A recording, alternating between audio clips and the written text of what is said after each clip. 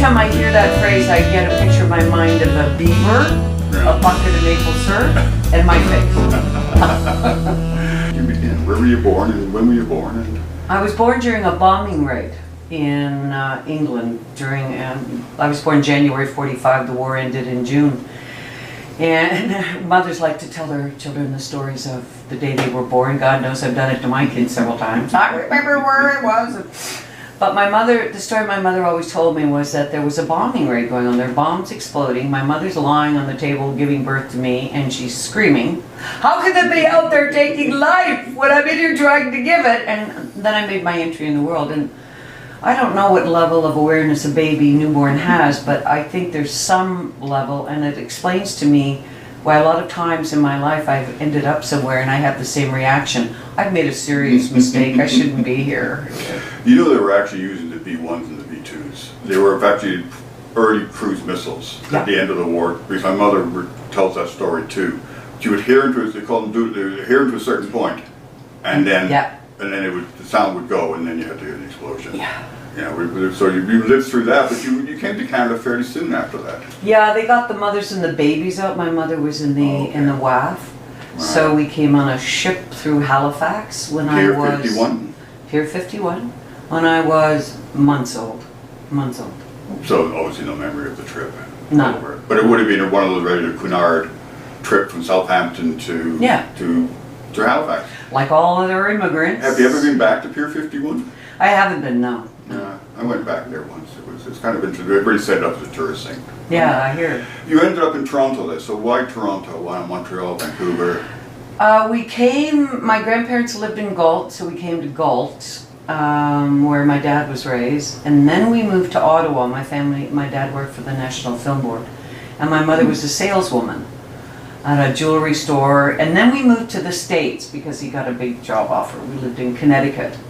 And then the company went under and we moved to Toronto. I left out Baltimore, Maryland. We have Baltimore in between us. When we came to Toronto, I was 12. My family said we're going to stay here, and I was really disappointed. I really liked the moving part. Right. So we've been here ever since. You made an interesting point there that your father worked for the NFB. He's a cameraman. My father was a cameraman during the war, still cameraman, so he'd go in after the battles and take all the shots, which could explain why he suffered from post-traumatic stress syndrome quite badly. Okay. Then he worked for the NFB as a film cameraman, and then he became an animator. My father opened one of the first animation houses in Canada, Film Technique. Yeah, back in the early 50s it would have been. That's right, he opened that, and then my mother opened the Talent Agent. With Sylvia Train. That's right. Sylvia Train and my mother started together. Then my mother brought Sylvia out, and then Sylvia went off, and a little while later she started her own. Okay. Trainco. Right, yes. Yeah, so they were the first. The Trainco, I remember Trainco. I remember Trainco, So that you and your mother, mine and your mother have that connection. Yeah. It was a very long time ago. And now I'm glad to know your mother had the offices in King Edward Hotel. No, in the Lord Simcoe. Lord Simcoe, sorry. I'm sorry, Lord Simcoe. Yeah. I keep on getting that mixed up. Yeah. We had them in the office in the home for a long time. Then she moved down to the Lord Simcoe Hotel, and then the world fell apart. Meaning? My father expanded in Film Technique at a time when the business went into a huge recession. Two of his huge people that owed him so much money defaulted. His vice president was actually working against him in cooperation. He lost business. He went bankrupt. Right. And at that point, my mother my mother was an alcoholic. She lost her life to alcoholism. So they lost everything. So you said that's in the family, was in the genes with your mother? Totally. Yeah, on both sides. So I have this little voice in the back of my head because I'm definitely a party girl, but when I go too far, the voice says the same thing. You're going to be just like your mother. And I go, okay, I have to back off now. Stuff. And you were a bit of a truant in school and high school. What's that story all about? I was thrown out of every high school I went to for talking. No one mentioned it might be a career move. But I was a kid with a lot of energy. I've always had more energy than most people. I think in the wrong hands at that time, if it was today, somebody probably would have put me on Ritalin. I went Right, home. which is common these days. Yeah. I went home in grade 4 with this, or grade 5 with this report card, and I was so excited. I said, "Oh, Mom, listen, you gotta listen to this." She said, "Well, read it to me." Dini is very enthusiastic. Her enthusiasm tends to antagonize the other members of the class. Isn't that great, Mom? No, honey, that's not great. So. Did you actually graduate from high school or no? No, I finished grade 12 and I got married. Early. I just turned 18 when I first got married. You know, when I look back, as my parents didn't want me to get married, and they still had some money then. I don't know why they didn't say to me, "How would you like to go to Europe for the summer?" I'd be like, "I'm in." But they didn't, so I foolishly got married. Perhaps, but I was around about 66, 65. So I don't know. I was 18 and I'm 71. Well, whatever that is. Girls used to get pregnant in high school. There was a thing. I mean, the 60s became. No, I wasn't something pregnant. else. I was just stupid. Yeah. Well, I just remember that some of the girls never made it through grade 13. Yeah. Fortunately, the pill came. You know. Yeah. Fortunately. Fortunately, Yeah. for all those young girls. But you ended up working with your mother. You did some modeling. I didn't. Yeah, I did modeling some by acting or default. what? No, Yeah. I didn't act. I worked in my mother's office, and before computers, each talent would have a card, and when the talent got a check, I would take the card out and enter what they had made. And I remember taking the card out of a great actress, and entering the amount, and looking at what that woman had made in a year, and went, "My God, these people are starving. Right. I'm not going in that business." Right. So I had no intention of going into it. I kind of went into it by default. I modeled when a model close to my age wouldn't show up for a job. And my So- mother would be like, "Dini!" Stand in. We need you over at Sears for a catalog, right? Because that's what I'll be doing, go over to Sears Yeah, for a catalog. Yeah. On one occasion, my mother yelled, "Take a slip." And I'm like, I'm in the cab and I'm thinking, this is going to be awesome. I'll be in a full-length slip. It'll be probably like Playboy. So I got there and they patted me to be 9 months pregnant. I stood in a darkened hallway like this, as if I was retching, and the ad was entitled, "I didn't want to have my baby." Oh, wonderful. Yeah, so that was my modeling career. But something that connected you was your skydiving. So how did that happen? Can you tell me how you got involved with skydiving, I know the Parachute Club, was that out in Bowmanville? Or where No, the was Parachute it? Club of Toronto was up north of Toronto, northeast. Right. I forget the name of the little town, the drop zone we used then. Daryl Henry was one of our models, and he was a writer, and he was Canada's champion skydiver. So one night I'm at the office, and I turn over an 8x10, and there's Daryl in free fall, smiling at the camera. And the phone rang, and I went to producer's services, and "Hi, it's Daryl Henry." And I said, "What are you doing in this photo?" And he said, "Well, why don't you come up and watch?" So I started going up on weekends, and several weekends after, I thought, I wonder what it's like to be up there looking down instead of down here looking up. So I made 55 jumps, which if you're a skydiver is diddly squat. Right. I never once went out of the plane happy and smiling. I was like, "Oh, God!" And one of those, and I thought, why are you doing this? And? I quit. Did you come to, oh, you quit. Yeah, I Okay. Another connection maybe, I just happen to know someone who belonged to that club when I was teaching back in the 60s, a larger English woman named Miss Hume. She was a skydiver. Oh, I don't remember She was her. also a geography teacher at Don Mills Collegiate, but that's just an aside. Yeah. But that led you to Flying helicopter. Yeah, CKEY. And I wondered, did you actually have your pilot's license? But no. They first hired you and then required you to get your pilot's license. And pay for it all. And pay for it out of your own pocket. Is that No, they paid for it. Oh, they Station paid for it. Oh, yeah. okay. Okay. Yeah. So tell us that story. How did that? A friend of my parents was a guy named Dean Peterson who ran Peterson Productions, which was one of the first production houses in Toronto. Right. Dean Peterson created and directed the first television commercial ever made in this country. Oh, really? Okay. And he was a wonderful Well, man. 1952 must have been just when CBC went on air. I don't know when it was early, right? And I'm working for Dean, and he closed the company, and I needed a job. How am I going to pay the rent? So my girlfriend Peggy, who had modeled for my mother, said, I'll buy you lunch and we'll sort it out. So we went to George's Spaghetti House upstairs in the castle. Right. And as we sat down, 3 guys from CKY Radio came in and sat 2 tables away. As they passed, we said hello to Tommy Bradenberg, who we knew socially. He knew I'd done some skydiving. So traffic reports were a new thing then, and there was a war going on in Toronto. All of the radio stations had 2 helicopters, and each one was a guy who did the flying and the guy who did the announcing, except at CKY where Bob Carter did both. So the PR guy, bless his soul, said, you know how we're going to win this war? We're going to find a girl. We're going to put her up in a pink helicopter. She's going to fly and report, go and find her. Meanwhile, back to the lunch. I'm trying to figure out what to do for a living, and their problem comes up. And they said, where are we going to find a girl to fly this helicopter? And Tommy Vradenbook looked over and said, see that girl? That's Dini Petty. Now I know she's crazy enough to jump out of an airplane. Maybe she's crazy enough to fly a helicopter. Literally, as he's walking across the room, this is fate at work. Peggy had just said, Dini, what are you going to do? I said, I don't know, Peggy. I can't be a secretary. It's long before spell check and computers. I want to be challenged. I want to use my brains. And there was a tap on his shoulder. And I heard the words that changed my life. How would you like to be the girl in the pink helicopter?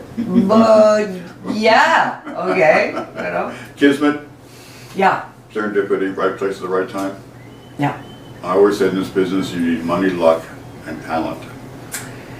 Yeah, of all and the luck things. being is Yeah, high luck's up the there, most important. Yeah. Well, money helps, but luck is right place at the right time. Yeah. You could have been another girl, it could have been someone else in that diner. It could have been, but it wasn't. It could have been, but it wasn't. Yeah. So, now let's go into your famous girl in the pink jumpsuit. Tell us a few stories about that.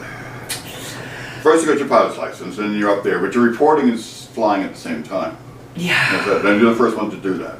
Yeah, I was the first. It turned out, one, I was a natural helicopter pilot. Like, who knew? Number two, it turned out I would be the first woman in the world to fly a helicopter and broadcast from it. Who knew?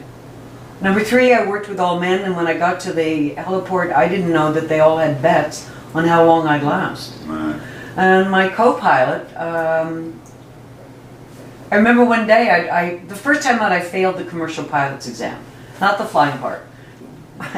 And after I failed the written part, I thought, you know, maybe if I actually went to the classes, maybe if I studied the books.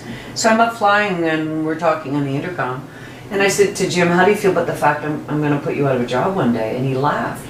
He said, you're not going to do it, Patty. You just failed the exam. We all know you're not going to do it. Which is really what I needed to hear. So I actually opened the books, went to the classes, resat the exam 3 months later, and laughing boy was out of a job. Did you get labeled a feminist?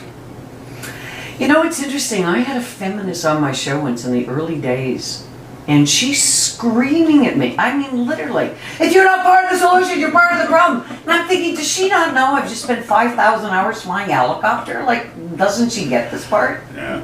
And a lot of the Canadians weren't aware that, let's say, your mother and my mother had actually done jobs during the war. I mean, it wasn't as if this was a new thing for them. Yeah. Get out there and do something. Yeah. It was very British. You know, get out there and do something Yeah. with your life. You don't just sit around. That was my mother's thing too. Yeah, my mother was an incredible example. I mean, my mother was beautiful. She was 5'9", Scottish, natural redhead, and she was smart. And she always worked. She just got out there and did things. Yeah. It was a great example. So, I also understand that you flew across country. What was it? Did you? Was that part of the? No, that is part of. I did it. Well, you go on your for your pilots. Oh, I see. You have to go on a solo cross-country flight. Oh, not, you do? Yeah, not across Canada, but Okay. you know, like a 3-hour flight up north. But I was just thinking like Helicopter Canada, NFB, you know, flying around the country. Yeah, Not yet. So tell us some anecdotes. What is I would have think fear would be a factor. Okay, so Crashing would be. I know you'll probably think about it. you know you do. Yeah. To fly a helicopter, this control is called a cyclic. It controls the direction of flight anywhere, which is why you can hover it. This, the collective, controls the pitch on the blades and the power you give to the blades. The cyclic was like finger grip, so you could hang on to it, but there were hatch marks in the plastic. I used to wear a leather golf glove. My hands sweat so much. I held on so tightly that when I took the glove off, the hatch marks were in the palm of my hand. And my instructor, who was a lovely gay man, Doug Dunlop, kept trying to get me to relax. And one day he said, okay, if this is a guy's penis, you cut the blood off, the guy's gonna die. And I'm like, Doug, could we use any other analogy? He said, no, it's the one I like. So it was terrifying. And finally, about 1,500 hours, I relaxed, and then she became an extension of my arms, and it became the most extraordinary part of my life, even to this day. But I've had a lot of close calls. I'm on my second set of 9 lives. I had three in a helicopter, a couple of cars, a couple skydiving. It seems to me in a lot of contemporary movies, helicopters crash a lot. I'm just wondering when you're watching the movies if you're having bad thoughts. She never let me down, and I never let her down. Her life was in my hands, and my life was in hers. And if you fly the same machine, it's like driving your car. There's a Japanese word. It means imbuing a mechanical thing with your energy. Right. And that's what happened You to become us. one. We were one, yeah. How long did that last? How long did you run that? 5,000 hours. 5,000, so in your terms, what, about 5 or 6 years? I guess so, because I flew full time, and then when I went to city, I would still do backup. Oh, okay. So it kind of overlapped for a while. Could you still fly a helicopter if you were challenged to? Sure. I still have my, I'm a commercial pilot, so I still hold my license. I'd have to get an exam, physical. Right. And I probably need a familiarization, but no, I could fly one of those things. Well, my father, who flew too, said it was like riding a bicycle. It was more like riding a bicycle than it was driving a car. There you go. It's balance. And if you're one with your bicycle, you're one with your, that was all important. Now, you have a second marriage. And a third, and a fourth. But let's do the second one, and a child, because that leads to the transition to, well, I should say, a more sedate job, a safer job, sitting behind the desk. I flew till I was 8 months and 20 days pregnant, and if the Ministry of Transport had their way, I would have landed a lot sooner. There's still a rule in commercial aviation. If you're pregnant, I think it's after 4 months your license is canceled. So I arrived at the heliport one day, and I'm, I don't know, 5 months pregnant. And I guess I missed that part of the rules and regulations class. And the guy said, the Ministry of Transport's on the line. And I'm like, oh God, they know. The week before, I had met my boyfriend in the park just south of Chaplin Crescent and Avenue Road. I said, walk out to the middle of the baseball diamond at 5 o'clock. There's no one there. No one will notice. Who will notice a pink helicopter? So I landed, picked him up, and we took off. And I thought, oh God, they found out. So I pick up the phone, and the guy says, your license is canceled. And I thought, damn, they know. I said, why? And he said, you're pregnant. And I said, what has that got to do with it? And this is the quote. He said, what would you do if you were flying down the parkway and it moved? To which I replied, exactly the same thing I would do as if I was driving down the parkway and it moved. I said, I'm going flying. If you want to fight with me, we'll do it in the press. Right. And they let me fly. Well, it sounds like, although you're a bit early for baby boomer, you certainly have the attitude of a boomer, which is you just go out and do it. To heck with what you're being told. It's mothers that give you that. I like it a lot. So you joined City TV. Now City TV certainly had a bit of a reputation in the early days. It started in 1972. We were a local joke. Right, and it started in the Electric Circus on Queen Street, 99 Queen Street East. I remember that. Yeah. So it was just small, cramped quarters before they moved to the location Queen and John. Yeah. And yes, people did not take it seriously. When City Pulse News went to air, and I was there for the. Well, this establishment didn't take it seriously. I shouldn't say it would. Nobody took us seriously. There were terrible write-ups. City Pulse is a joke. They'll never make it. They'll never amount to anything. It's terrible, and we became a phenomenon.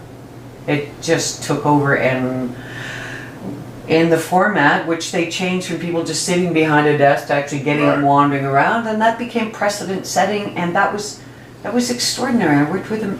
Jojo Cinto and I had dinner last week. We're still very close friends. Right. Colin Vaughan, Adam Vaughan, our politician's father, mad Australian. And there was a rat pack. There was Jojo Cinto, Dini Petty, Colin Vaughan, and Stephen Hurlett. Now you were there on the Queen Street location and on the east, and before moved to the one on Queen and John, which we used to call the birthday cake building. I mean, basically they bought that building on Queen and John. Yeah, smart move. Because it had the access to Queen Street frontage. Yeah.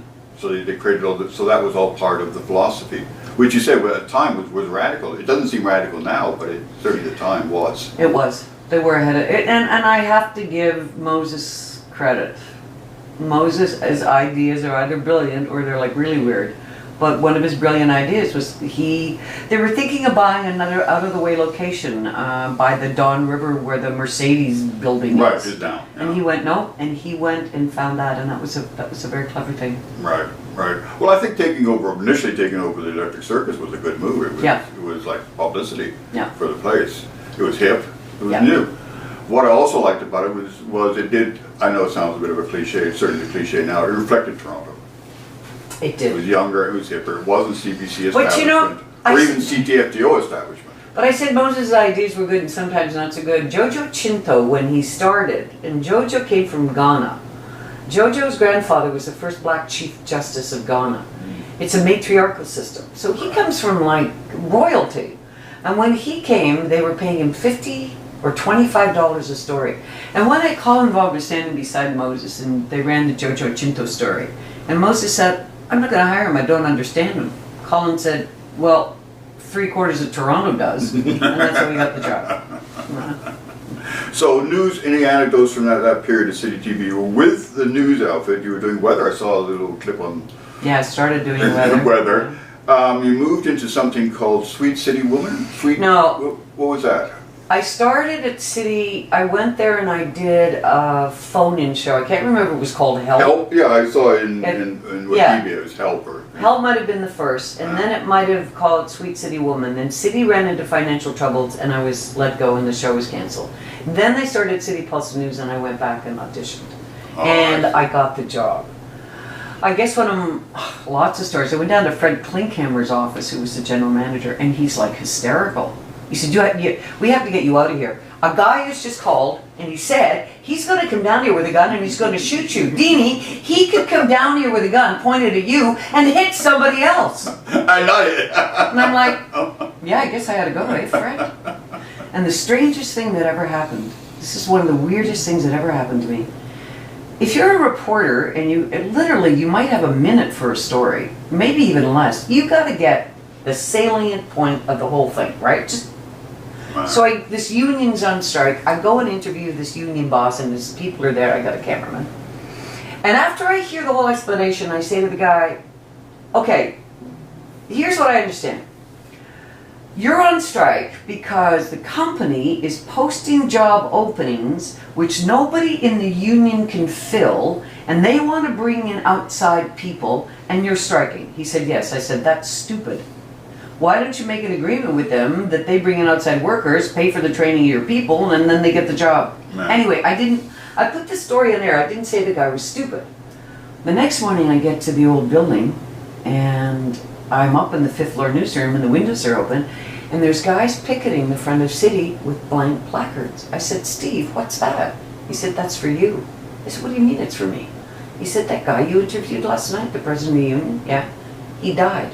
And they think it was your questions. And I'm like, whoa. But he got so riled, you riled him so much? Who knows? So sometimes it's a stretch to me. Sometimes when I do a speech, I'll tell that story and I'll say, so if I start asking questions, you people better just back off. I heard something on CBC today which reflects on what you're talking about, the treatment of women. There was a famous interview with Harold Ballard and Robert Fromm. Yeah. Dick Beddoes was part of that threesome, and Ballard was being so absolutely rude to Barbara. Ballard was rude to everybody. But he was. Exactly, but the treatment of a woman as I've heard this expression, feminazis, and this all sort of nonsense about these women taking over the broadcast and being attacked for being women. It's like beyond belief to me. I mean, didn't they come through the 60s? Didn't they come from, no, I guess they didn't. When I started at City TV, our first news director, Bert Cannings, and there's a Bert Cannings Award named after him, was an old school, he actually wore the button sweater, pot belly, smoked a cigar, and he wrote my first recommendation. Right. And he said, Dini Petty is a real professional. She's great with children, dogs, and old people. And that's what he believed women did. They didn't do hard news. Yeah. So the show was an hour and a half. Martineau did the first hour. I did the last half hour. And he used to call it Dini's Flower Garden. So the concept of what women did and were supposed to do was pretty restrictive. Now, from City, so you had this interview with Red Skelton, which drew a lot of attention, the old comedian. I love Red Skelton. So tell us a bit about that one. How'd that come about? I flew out to the Banff Springs. Margaret Thatcher, Ivana Trump, and Red were there. That was quite real. And I went out to interview them, and it was Red. I mean, I remember they used to make me stand behind the couch and watch between them because I'd laugh and jump up and down so much. And when he came in the room, I went and sat beside him, and I said, could I interview you, after this? And he said, I can't. He was 80 years old when I met him. He said, I'm going back to my room, it's like 3 in the afternoon, to rehearse He rehearsed all afternoon for his show that night. And then he said, I'm leaving early in the next morning, but when I come to Toronto, I'll come on your show. It's the only long-form sit-down interview he ever did. Oh, really? And I was the best person to interview him because all I did was laugh. And we became very, very close friends. He was a really nice guy, wasn't he? Yeah, I have something... That was his personality, certainly, that I attracted from it. Yeah, he referred to me afterwards as his adopted Canadian daughter. And I had dinner with him one night, and as we left the restaurant, we were alone between two sets of doors. And he turned to me and he said, I wish you'd been my daughter. That's sweet. I said, I wish you'd been my father. And he wrote me this letter.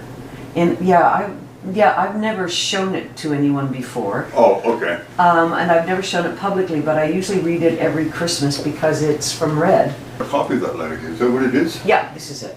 And Let's just show it to the camera here. Yeah. Is that right? Yeah. And I took a gift. We went out for dinner, and I took him a gift the next day and put some stuff in for his wife. So he wrote me this letter. Shall I read it for you? Go ahead. I usually read this at Christmas. It usually makes me cry. October 1994. Dear Dini, dear heart, dear friend. Thank you for the cookies, the lovely scarf for Lothian, that was his wife, the jelly beans, and your dear friendship. My language is poor in words that convey emotional meaning to me concerning that friendship. It has become a growth of happy seconds.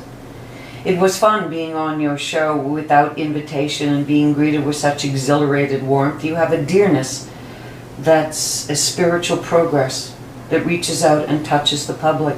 So many folks tell me how wonderful you are and how they enjoy your being in their home and how you bring beauty into their lives. I will keep in touch with you with hope I do not become boring. Stay young and lovely, and we will meet again, unless trapped by circumstances that are beyond our control. But then friendships are never tied to problems. Solutions are always within our grasp. Always Red Skelton. P.S. Say hello to your dear mother for me.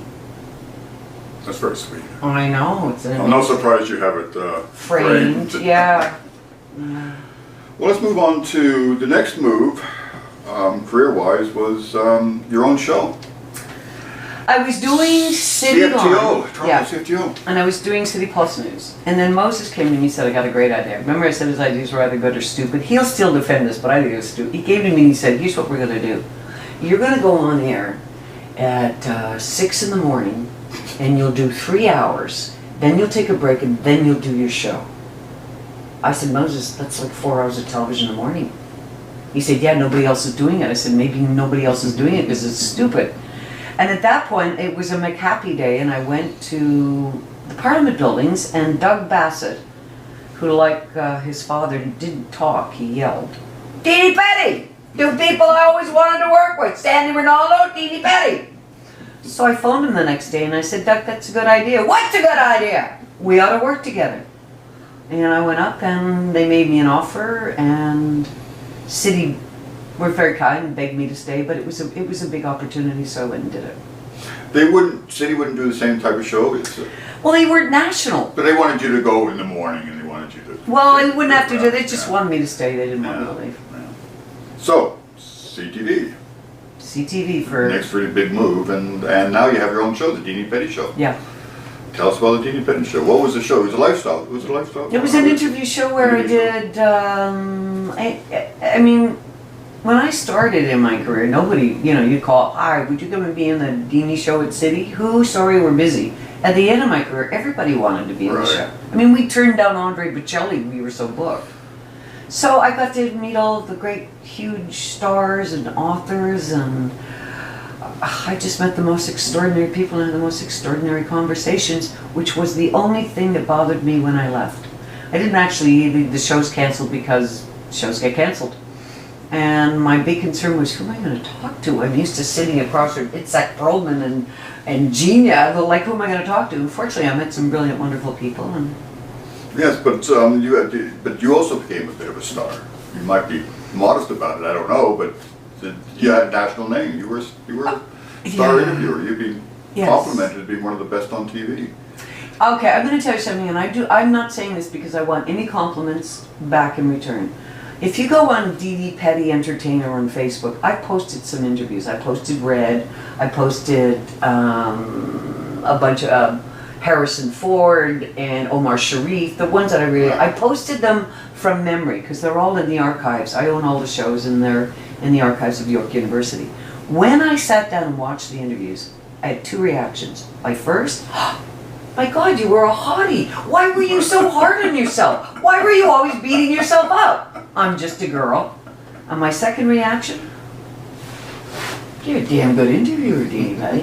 Because in TV, nobody ever tells you you're good or bad. No. It all depends on one thing, the ratings. Right. If the ratings are good, you're fine. Nobody Right. says a word. That's how they tell. That's how they understand if you're good or bad. Yeah, They and- probably don't know one way or the other without the ratings. And I ended up a single mother with two children and no support from either father because the laws weren't in place.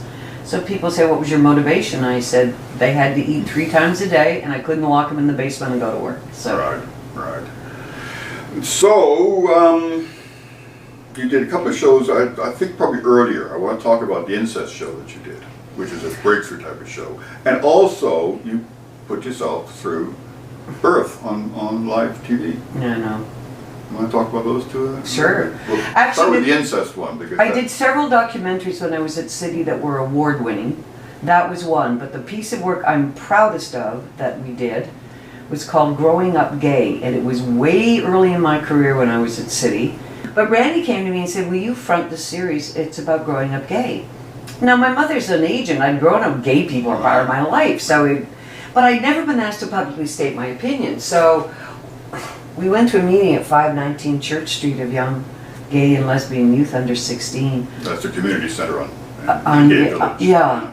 And when it was over, my thought was, my God, what are we doing to our children? This is terrible. So I did the show, and that's early in my career. Ever since then, including up to 3-4 years ago, I was doing a speech, and this has happened to me 15 times, and a man will wait till everybody's left and come up and say, I want to thank you for saving my life. And I'm like, what? He said, I was a young gay youth living in small town Alberta, and I saw that, and I was thinking of suicide. You saved my life. Then I did a series on, my father suffered from PTSD, so there was physical abuse in my home. My father was nuts. I mean, PTSD, he'd like lose it. So I did a thing on physical abuse, and then Yvonne Fetzan came out of the control room and said, now do one on incest. And I'm like, incest? I put an ad in the Toronto Star, the Telegram, and the Globe in the personal section. Female journalist doing research into incest or near incestuous experience. Please write to Dini Petty, City TV. Within 1 month, I had over 300 contacts, and women were calling, and you couldn't hang up the phone. And we actually had I found a guy named Hank Giaretto in Orange County, California. The problem either exists or it doesn't exist. If the problem exists, there is a solution. What happens in Orange County, California, in Hank Giaretto's program is 50% of the men go there voluntarily. And they work, they take the father out of the family, reunite the mother. Anyway, it's very successful.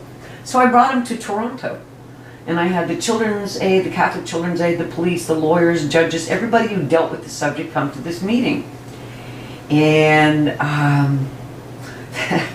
the Toronto Children's Aid organized it, and they set out a yellow piece of paper with this information for the public on this incest, and they sent it to all these people, except the word public was spelt pubic. And I called her and I said, will you read this to me? And she read it. I said, no, read it again. And the third time she read it, she screamed. I said, how many did you send out?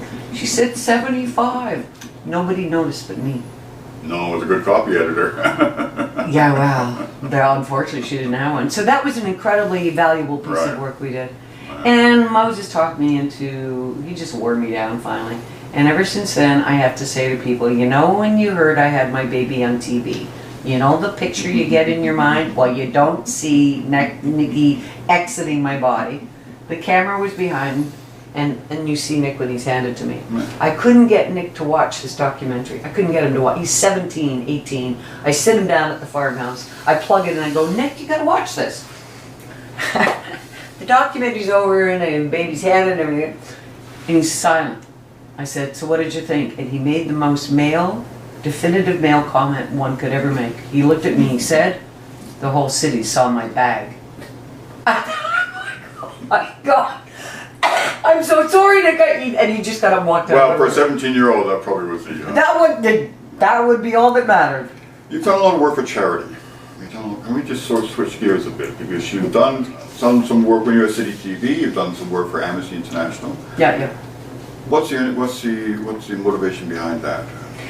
I believe if you Speak of a can... few of the things that you've done. Well, if you can, you do, and if you can't, you don't, and no need to apologize. And in Maslow's triangle of needs, there's the victim, the rescuer, and the antagonist, and you can move through all three. But I was a rescuer. I had a mother with a drinking problem. Right. I had a father with PTSD. I was always protecting my mother, so I'm a rescuer. I've sort of gotten over it. But I was in 5 months ago in a wine store up at the corner. Right, yeah. There's a lady two behind me, and she says, "Are you Dini Petty?" And I went, "Yeah." She said, "Do you remember the pregnancy youth line you started?" I went, "Oh my God, that was like in the early days of City. They needed to help pregnant girls." And I said, "Well, let's do the ads and put it in chum and rock and roll stations." And she said, "I worked on that and the program ended." And I said, "Yes, I know." She said, "But we got more funding and we started again." I said, What's it called?" She said, "It's the Kids Help Phone." Right. And I was like, oh my God. So that little idea became that big thing because other people took the little good idea and ran with it. You thought you should give something back? Is that part of... If you can, you help. Right. If you can't help, there's no need to apologize. Which brings to another aspect of your life, which is the entrepreneurial. Mm-hmm. You've been involved in some fairly serious money ventures. I mean, entrepreneurial. Would you call them entrepreneurial? I don't know what you call them. I've been an entrepreneur since in my early 20s. I'm in television. I end up with 2 kids. I know television is not reliable because all shows end. And I didn't have any other means of support, so I kept getting involved in little businesses, and some of them were incredibly successful, some failed. And this year, on my 71st birthday, I started a Kickstarter campaign, which has been unbelievably successful. Your son introduced you to that, I understand. My son ran the whole campaign, yes. Right. Yeah, my son and I worked together, and it's amazing. If I'm 71 years old and I can start all over again and do something like a Kickstarter, everybody can. Well, again, it's a baby boomer in you. You're not going to retire while you're retired. Just do something else. I am intrigued by one of the ventures you got involved in. You said that you made a lot of money with. Colors. Right. Could you explain this one? With the Quebec rights to a business that advised women what colors they should wear. You said it was very successful. Oh, we should bring it back. I've been saying to Brigitte, we should bring that thing back. It's one of the most valuable. Is it? Okay, it's one of the most valuable pieces of information I have ever learned because it's quite simple. You either have an orange or a pink undertone to your skin. And if you have a pink undertone, you're either a winter, which I am, or you're a summer. If you have an orange undertone, you wear the colors of spring or fall. So a fall person can wear olive green. I look awful in an olive green. It doesn't work with my skin. But if you put me in a primary green, true green, or something that's just off that, like a muted green. So when I go shopping for clothes now, I go wrong color, perfect color. Okay, what about the style? Sorry. It helps with makeup, with hair color. It's an extraordinary piece of information. And how does this information get transmitted? I don't, maybe I'm just probing too deep in something. How do they do it? Yes. You sit down in front of a bunch of lights and they put your hair back, no makeup, and they put pink and then they put orange and see which one. All right. I guess it's a guy thing. I just didn't, when I read that, I thought this is really interesting, but I don't understand what it is at all. Well, for men, if you're going to go out and buy an expensive suit and you're going to spend a lot of money, you might as well buy the color that's going to complement you. Most guys just go for black or brown. I know, but, you know. I try to improve upon that. Other things that you've been involved in also is a one-woman stage show. Yes. Broadview. You got some reviews out of that, and also you've been involved in a few other things. Yeah. Talk about that on the side. Let's just see. And books. So you've got the children's book. A woman can't make up her mind. Can't hold a job, basically. Yeah, I did a one-woman show. I originally called it The Moth, The Flame, and the Lemming. And people, some would smile, and, you know. Nice, yeah. And then others would go, most of the public would go, Blue what? Angel, Blue Angel. What does that mean? So I changed it to a broad view. Uh, I'm doing another one-woman show this summer up in Gravenhurst. Men and Other Furry Creatures, I'm calling it. Which means that you have to memorize this stuff. You have to, Yeah, well, it's not somebody's play. right, so So I can take liberty with my own words, which it's all is... memorizing King Lear. Yes, yes. No. But, you know, the first act is this, those 5, and then this, and, yeah. I did 38 performances. I did the Lake Superior tour in February, jumping. And every place Wawa? I must have done Wawa, but every Thunder Bay. school basement and place I did was completely packed and standing ovations because it's so freaking cold. They're just so grateful anybody would come, Right. you know. Talking. And poetry. Yes, I am a poet of all things. The soul of a poet? I have the soul of a poet. Yeah, I write poetry. The children's book I wrote is actually a very long piece of poetry. It would take me 5 or 6 minutes to recite. Right. And did you get an illustrator to go with it, or did Yeah. you? Yeah. Yeah, I can grab one for Yeah, you why on don't that we? shelf. Here, Queen, the Bear, and the Bumblebee by Guess Who. And the illustrations were done by this fabulous woman out in Vancouver. And it's Rose Cowles. Looks great. It is. It's really, it has a moral. I had trouble getting it published because it has a moral. You can't teach morals to children. And everybody wishes, except the bee wishes to be something else, and they become it. Only to discover, and both of them learned that the best thing to do is be who you are, because there's only one you. One you. Yeah. If you came to St. Peter's Gate, what would you have said? How would you sum up things? About my life? Yes. Oh, I had such a lovely time at the party. I enjoyed it all. My theory is grab life by the throat and shake it till you drop dead. And that's pretty much what I'm doing. Great. Thank you very much. My It's pleasure. very my pleasure too. Thank Meeting you. someone like you is really made my day. Aww. Oh, yes. Come on. You are cute. Thank you. You still remain cute. Thank I you. was cute once too.